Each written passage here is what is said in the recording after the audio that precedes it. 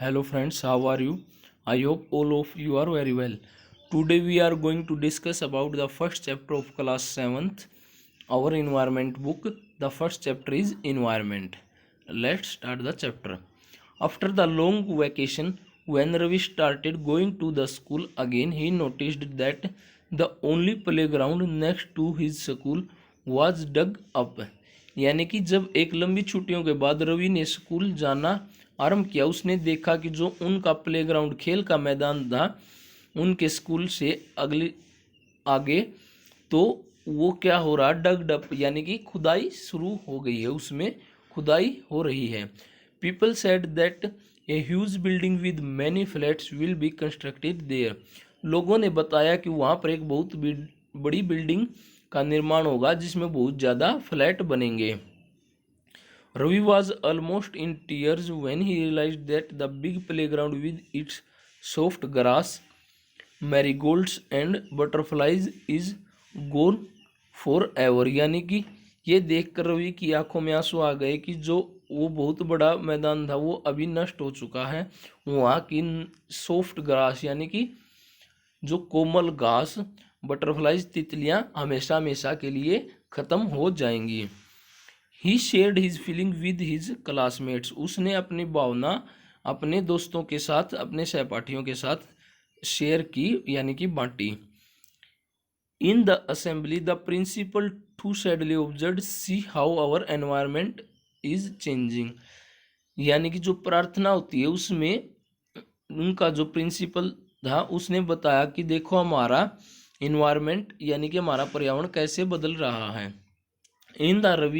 In the class, Ravi asked his teacher, "What is environment?" "Whatever you see in our surroundings," said the teacher।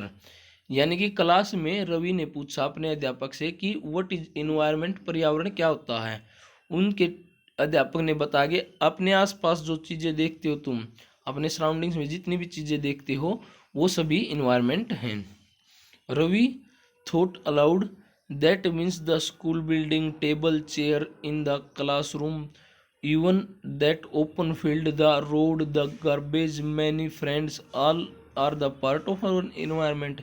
इस पर रवि ने पूछा कि इसका मतलब स्कूल की बिल्डिंग, जो टेबल और मेज, कुर्सियाँ जो क्लासरूम में है, द ओपन फील्ड यानी कि खुले खेत, द रोड जो रोड है, कूड़ा, गार्बेज और मेरे फ्रेंड सभी इन्वायरमेंट का हिस्सा हैं। Yes said the teacher. Teacher ने बताया हाँ। But wait, some object are created by nature, for example mountain, river, tree, animals.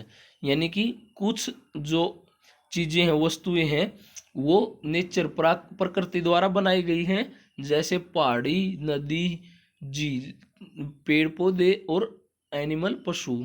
Other are made by the people, और कुछ मानवीय हैं, for example roads, cars, clothes, books, etc. यानी कि उदाहरण के लिए रोड, कार, कपड़े और किताबें। नाउ वर्क इन पेयर, अब इकट्ठे होकर काम करो, पेयर्स में काम करो। Make a list with your classmate sitting next to you of creations of nature by human beings. यानी कि उनकी चीज़ों की सूची तैयार करो जो नेचर द्वारा बनाई गई हैं, प्रकृति द्वारा, और जो ह्यूमन बींग्स यानी कि मानव द्वारा बनाई गई हैं। Ravi, Paramjit, Jessie, Mustafa, Asha were excited about making the list. यानी कि रवि, परमजीत, जैसी, मुस्तफ़ा और आशा इस लिस्ट को बनाने, सूची को बनाने के लिए उत्सुक थे। एक्साइटेड का क्या मतलब होता है? उत्सुक। Why is our environment changing, हमारा पर्यावरण क्यों बदल रहा है? आस्क्ड इकबाल, इकबाल ने पूछा। It's all because our needs, ये सब हमारी इच्छाओं की पूर्ति के लिए हो रहा है। देखिए यहाँ पर एक डायग्राम दिखाया गया आप सभी को, जो कंपोनेंट्स हैं जो नेचर ने बनाए हैं, एयर, वाटर, लैंड और लिविंग थिंग्स, ये नेचर प्रकृति द्वारा बनाई गई हूँ। मैन मेड है जो building, parks, bridge, road, industry, ये किसने बनाए हैं? मानव ने बनाए हैं। और जो निजीकरण, फैमिली, समुदाय, कम्युनिटी, रिलीजन, धर्म, एजुकेशनल यानी कि जो स्कूल वगैरह हैं, कॉलेज, यूनिवर्सिटी हैं, इकोनॉमिक, आर्थिक दशा यानी कि बैंक और पॉलिटिकल सिचुएशन यानी कि जो देशों का बंटवारा किया वो भी मानव ने किया है, प्रकृति ने नहीं किया है। अब हम पढ़ते हैं, they are increasing day by day, we are therefore modifying and at times even destroying the natural surrounding, the teacher replied. देखिए टीचर अध्यापक ने बताया कि हमारी जो आवश्यकताएं वो दिन बाय दिन बढ़ती जा रही है और उनकी पूर्ति के लिए हम नेचर को, प्रकृति को डिस्ट्रॉय कर रहे हैं, तबाह करते जा रहे हैं। From the above conversation you understand that the place, people, things and nature that surround any living organism is called environment। यानी कि जो ऊपर जो वार्तालाप हो उससे आप समझ गए होंगे कि स्थान, प्लेस यानी कि स्थान, पीपल लोग, थिंग्स वस्तुएं और नेचर प्रकृति जो हमारे चारों तरफ है उसी को पर्यावरण कहते हैं। देखिए डेफिनेशन आपके एग्जाम्स के लिए बहुत ज़्यादा ज़रूरी है, इसलिए इस डेफिनेशन को याद रखें। पर्यावरण किसे कहते हैं? What is environment? It is a combination of natural and human made phenomena. यानी कि ये प्रकृति और मनुष्य द्वारा बनाई गई चीज़ों दोनों के एकत्रीकरण का फिनोमिना है। While the natural environment refer to both biotic and abiotic conditions existing the earth. जो प्रकृति है वो प्राकृतिक पर्यावरण क्या है? जैविक और अजैविक। देखिए बायोटिक होता है जैविक, एबायोटिक अजैविक, जो धरती पर निवास करते हैं सभी कंडीशंस को रेफर करती है। Human environment reveals the activities, creations and interactions among the human beings. यानी कि जो ह्यूमन जो मानव प्राणी है वो क्या कर रहा है? इनके साथ छेड़छाड़ कर रहा है, इनके साथ उसके डायरेक्ट संबंध है, यानी कि इंटरेक्शन, जुड़ाव होता है। अब हम पढ़ते हैं नेचुरल इन्वायरमेंट यानी कि प्राकृतिक पर्यावरण क्या है। Land, water, air, plants, animals comprise the natural environment. यानी कि जो भूमि, जल, वायु और पेड़ पौधे और पशु हैं वो क्या करते हैं? नेचुरल इन्वायरमेंट का निर्माण करते हैं, प्राकृतिक पर्यावरण बनाते हैं। You are familiar with the meaning of lithosphere, hydrosphere, atmosphere and biosphere from your previous class.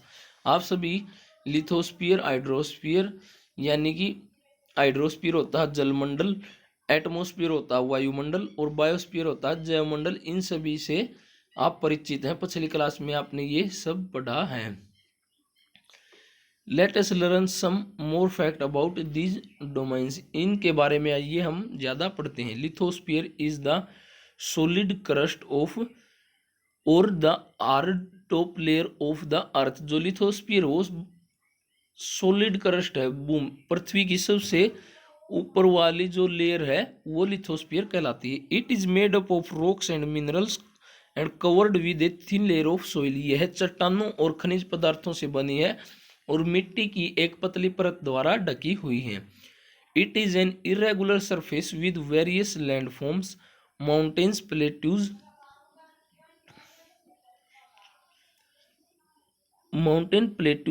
Planes, valleys etc। यानी कि इसके ऊपर बहुत ज़्यादा भू-आकृतियाँ पाई जाती हैं जैसे पहाड़ियाँ, पठार, मैदान और घाटियाँ।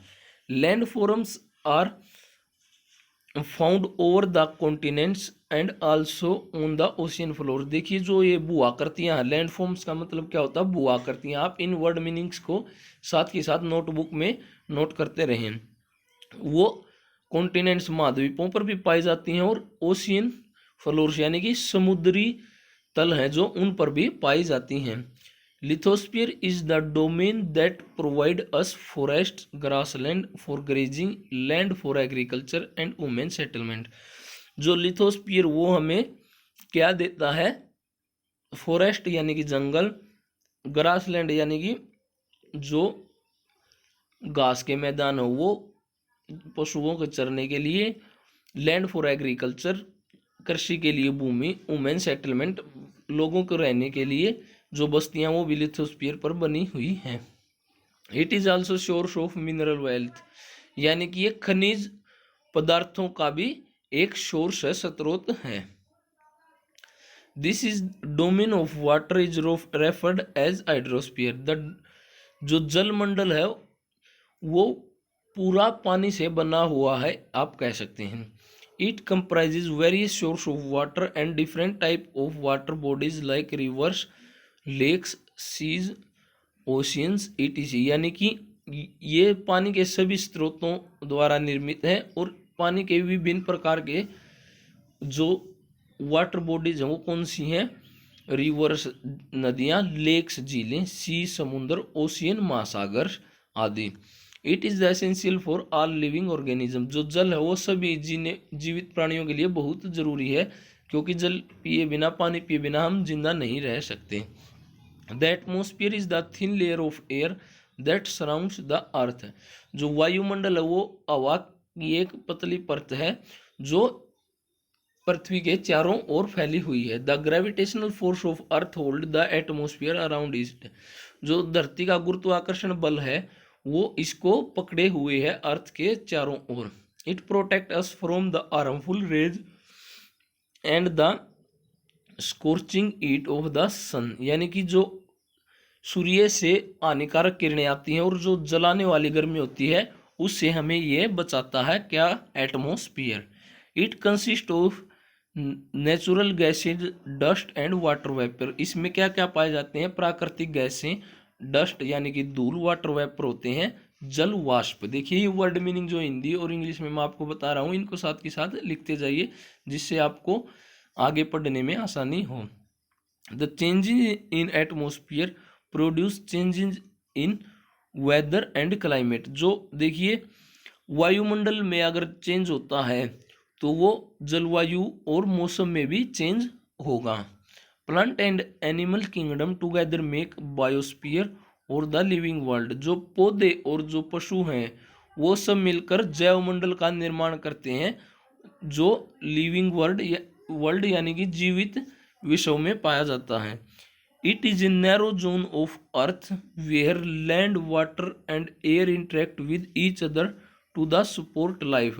यानी कि ये एक संकरा क्षेत्र है धरती के ऊपर जहां पर भूमि, पानी और वायु सभी एक दूसरे से जुड़े हुए पाए जाते हैं। आज हम इतना ही करेंगे। इस चैप्टर का बचा हुआ भाग हम नेक्स्ट क्लास में करेंगे और उसका लिंक आपको इस वीडियो में दे दिया जाएगा। अगर वीडियो अच्छी लगी हो तो लाइक करें, अपने दोस्तों के साथ शेयर करें और कोई प्रॉब्लम हो तो कमेंट बॉक्स में पूछें।